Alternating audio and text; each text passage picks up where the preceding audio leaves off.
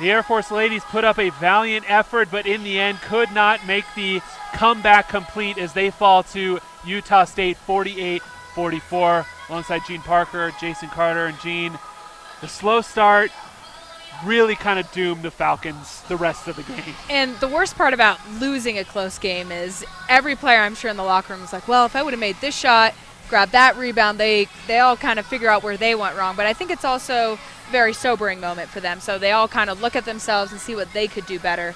And because in a blowout game, you think to yourself, well, we lost by 20 points. What can we do? But in a close game, you know you could have won it, so I'm sure they're all kicking themselves in the locker room right Take now. a look at the team comparison, some of those stats, and those, I think Coach Deal just tossed those in the trash.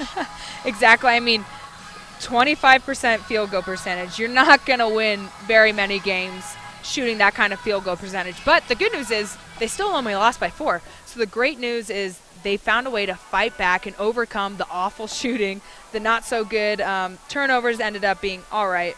But Air Force found a way to come back into this game.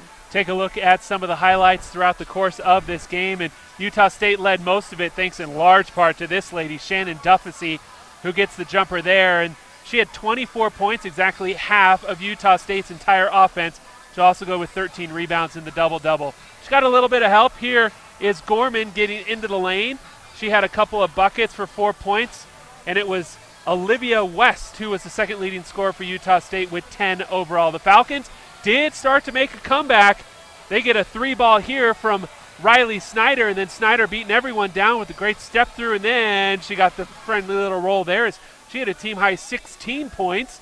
And then Haley Jones in the second half really came alive. The offensive rebound there and put back, and then Haley down low again, going right after the shot blocker, another offensive rebound. She had 12 boards in this game to go with her 6 points as the Falcons tried to make a comeback. Conroe with an opportunity to tie it late, just could not get it to fall. As you said, Air Force shot 25% overall, 15 of 60. They put up 14 more shots than Utah State, just could not get anything to fall in the end.